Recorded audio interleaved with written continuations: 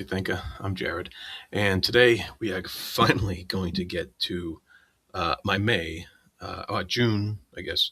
I called them ahead of time, so this is my update for June 2026. So I'm going to go over everything I read in May, and then everything I'm in the middle of, and then we'll see what the future brings here. But first, some personal stuff here for the channel. Of course, if you've paid attention to my posts, you know that my precious dog passed away last month, and Phoebe, and we all miss her terribly. And that was a real blow, and put a different slant on some of my reading. It didn't slow me down per se, but I'm not sure if I fully absorbed some of the things that I read as much as, or in the same way, I should say, as I previously did. Whether that stays the same or changes, time will tell, of course.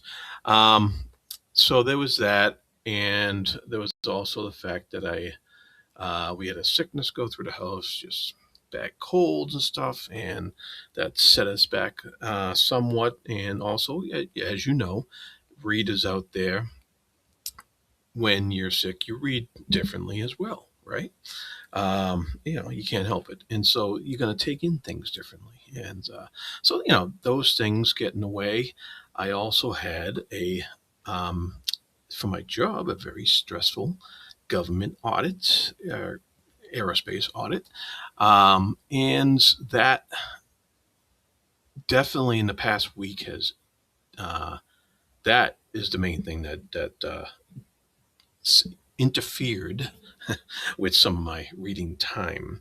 But I do have a good number of books that I finished off in May. I'm not saying I read all these books all in May, but I finished them off and I was able to complete them in May. So I have a good number there. And, and we got some, of course, my usual string of short stories and stuff to talk about here. So, what I want to talk about first is, what did I finish in May? Yes, I finished off Absolution Gap by Alastair Reynolds as part of the Speculative Speculation podcast. And so this book we finished off finally. It finishes off the third book in the Inhibitor trilogy by Reynolds. And I think we all came to the conclusion that we love Reynolds's great big ideas, but we're not too big on his execution, so to speak. And I mean, at least those are my thoughts. And I think my fellow compatriots on the podcast feel the same. uh, and so we moved on from Reynolds. I don't know if we'll ever get back to him or not, but I'm definitely not sorry I read this series. I'm not sorry I read these three books. That he has, like I said, he has some great big ideas that were wonderful, and those ideas will stick with me, definitely. So moving on, I also finished book 4 in the Gap cycle by Stephen R. Donaldson, Chaos in Order: The Gap into Madness. And mad indeed was this journey. Wow.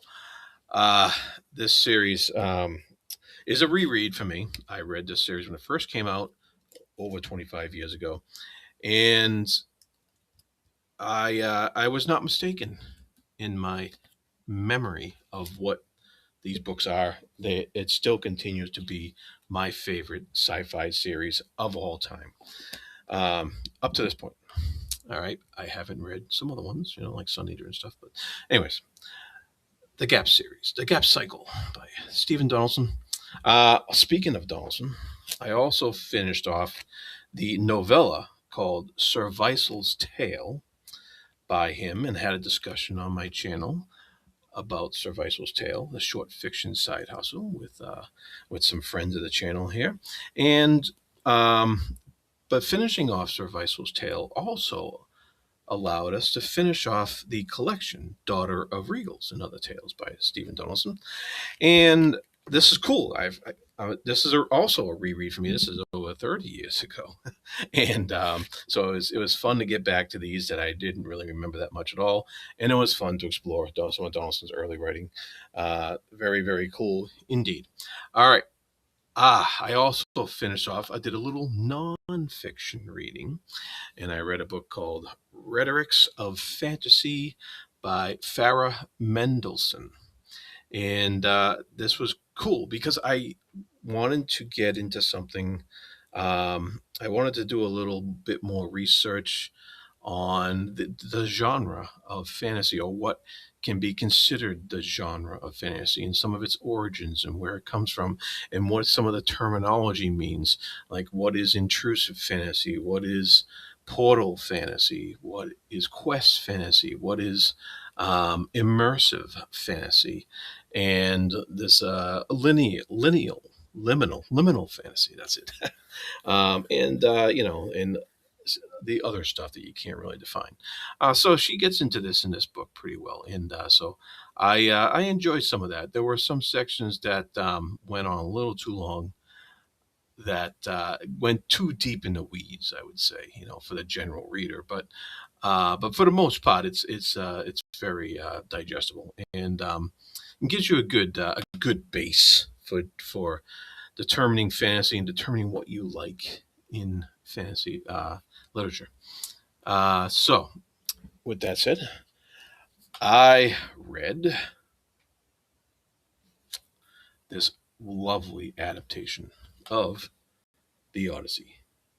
This is a graphic novel adaptation, comic book adaptation by Gareth Hines, and this is a deluxe edition that came out this year that collected Gareth Hines's work from back in the early 2010s. And this was fantastic. I mean, this is look at this, look at the interior artwork there for the inside the covers, and then you got the interior artwork here, which is just wonderful, and the sprayed edges of the waves and the gold lettering. It was just so cool, and the adaptation was really cool as well. I really loved it. Gareth Hines does some great work. He also did Beowulf a long time ago, which I sent off to a friend of mine. um, and so the Odyssey by Gareth Hines, fantastic, fantastic adaptation. If you ever get a chance, pick it up. And so speaking of graphic novels, a long time ago, everything's a long time ago with me. What is up with that? Guess I'm getting old. All right, I got the graphic novel adaptations of Orson Scott Card's Ender's Game, this Ender's Game Battle School and Ender's Game Command School. These two graphic novels together cover the first book in that series called Ender's Game, this novel. So we read this novel for the Speculative Speculation podcast, and I finished it, and concurrently with it, I decided to revisit these just to check it out, as far as an adaptation goes. And so that was cool. This book's pretty good. It's not going to be like one of my all-time favorites or anything like that, but I really enjoyed it. I really enjoyed Card's. I thought Card had a nice style of writing, and he touches on some interesting topics in Ender's Game. So I finished off that. That was pretty cool. All right. I also finished off The Dregs by Thomas Devins. This is my self-published read of the month here, and that was really really fun. The Dregs takes place in this. It's a novella that takes place in Vermin of the Old Empire. That's the name of his series there, where that he has novellas placed in. Previously this year I read The Scroungers, enjoyed that a lot. The Dregs was a lot of fun too. Fun characters, fun situation, and he just really he really sucks you in really quick with his snappy dialogue, and really quick character work. That's just fun to read. The Dregs, Thomas Devins. So I finished that off as well. So it seems like a lot, but some of these are small, and some of these I had previously finished off from previous months. All right. So, short story time, folks. Uh, all right, from the big book of science fiction that we read a short story every week with for the Speculative Speculation podcast. I read A Gift from the Culture by Ian Banks. That was really cool. My first exposure to Ian M. Banks's Culture series. And that was a short story in that book. And that was fun. I read a story called Paranamenko by Jean Claude Dugnac. Don't really remember that one that much. Didn't leave an impression on me. And then I read Crying in the Rain by Tanith Lee. Beautiful writing. Tanith Lee. Wow. I want to read more of her stuff. That was a fantastic short story. And I just really, yeah, check that story out if you ever get a chance. It was powerful. From Shapers of New Worlds, Volume 5, I believe, I read a story called Rumspringer in Sansika, I think. And that was by Alex Schwarzman. So I apologize if I mispronounced that.